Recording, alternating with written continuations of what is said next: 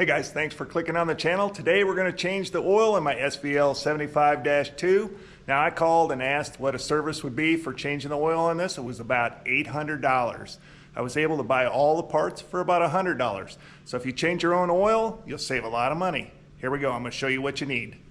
Here's everything you need to change the oil in your SVL 75-2. Obviously you're going to need something to catch the oil. You're going to need an oil filter. There's the number right there. Unfortunately, you have to buy 3 gallons of oil because the SVL 75-2 takes 2.6 gallons. So we're going to use a little bit of one of these gallons and have it left over just in case. And I always like to have some shop rags laying around. Now you're also going to need a 3/4 socket and an 11/16 socket. Sometimes the bolts are a little stuck, so I'm going to use a 1/2-inch drive ratchet. You're also going to need a long funnel and an oil filter wrench. Now the first thing I got to do is get underneath this thing and open up an access panel that allows me to get to the oil filter and the drain pan.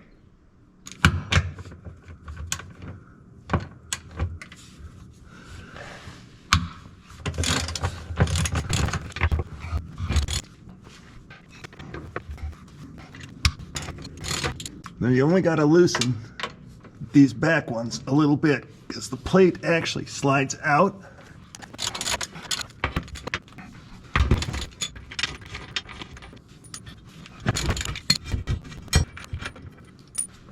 Alright, this plate is a little bit heavy, so be careful when you pull it out.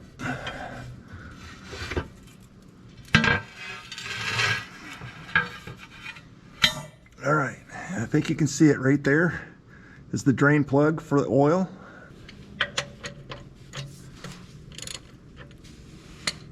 It takes a 7/8, which I didn't tell you in the beginning.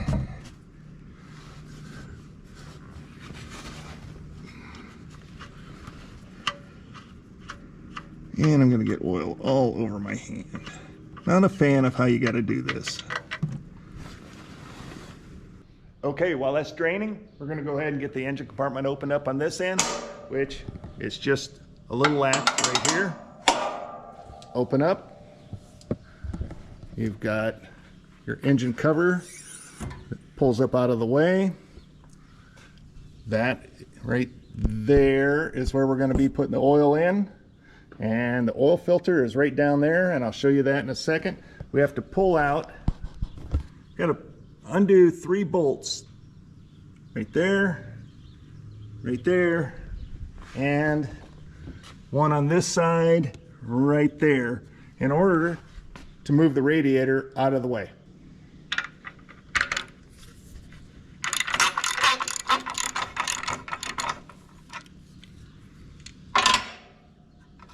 Okay, we got the 3 bolts out from the radiator. Now we got to slide the radiator out and then tilt it to get to the oil filter.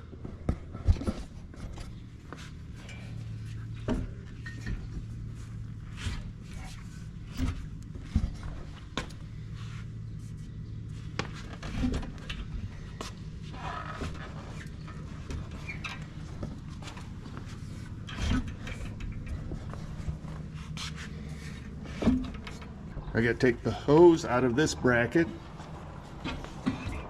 and that allows the radiator to tip forward like this. And there is our oil filter right there.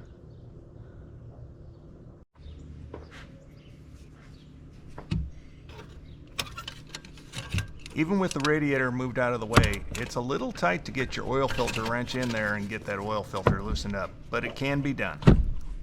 I recommend you only loosen this up enough so that you can finish it by hand, because you're going to want to put some paper towels down in to catch the oil that comes out of it once you take it off.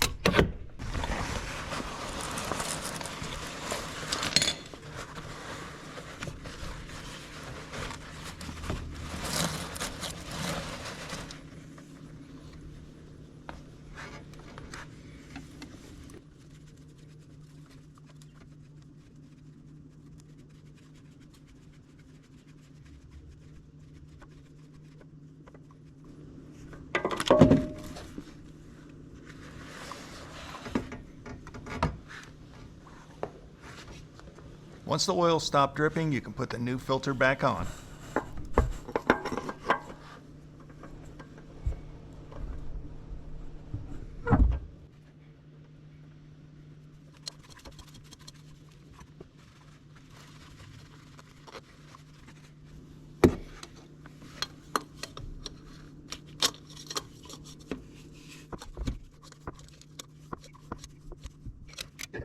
I'll tell you one thing I do like about the Kubota oil filter.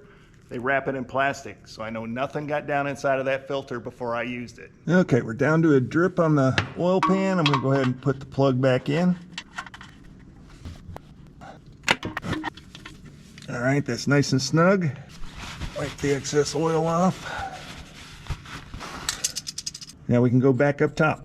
So I got all the oil cleaned up, I'm taking the oil filter off, and it's time to close up the engine compartment and get some oil in this machine. Now closing it up is just the opposite of opening it up. We're gonna go ahead and push the radiator forward. Kind of position that hose up like that. And then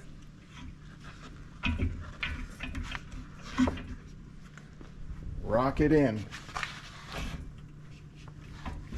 I'm going to leave this out of there to make it easier to get to the oil, but we can go ahead and bolt these up now.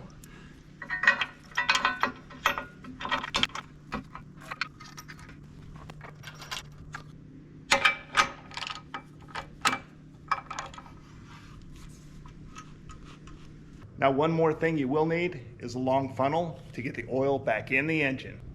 The reason I left the radiator hose out of its bracket was to get better access to the oil fill cap.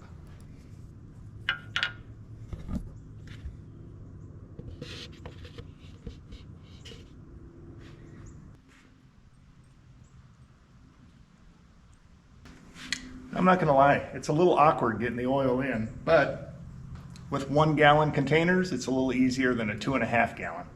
2.6 gallons is a little tough to judge that last 0.6. So I put about a half of the last gallon in. We're going to start up the skid steer and see if we got any leaks. And if not, we'll shut it down. We'll check the oil, top it off, and we're just about done.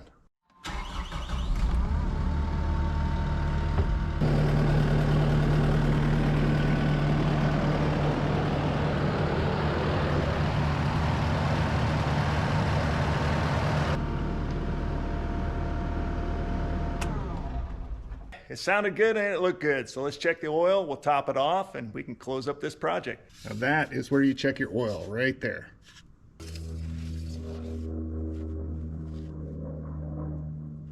Says we still got to add.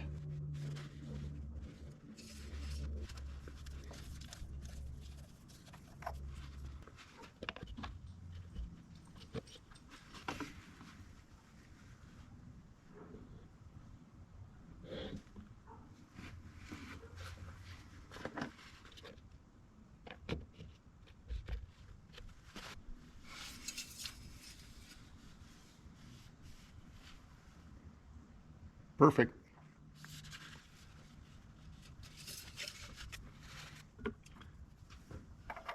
Secure the cap.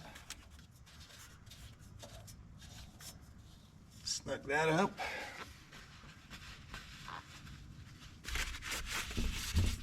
I'm going to clear out some of this debris while I'm in here.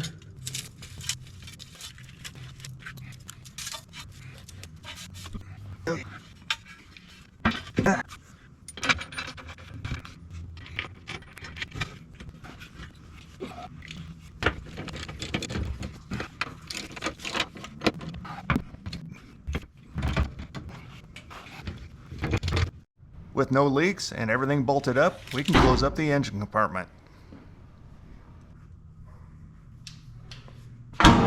Okay, you guys, that completes the oil change on my SVL 75-2. I hope you enjoyed this video and I hope it was helpful. If it was, hit that like and subscribe button for me, and I will see you on the next one.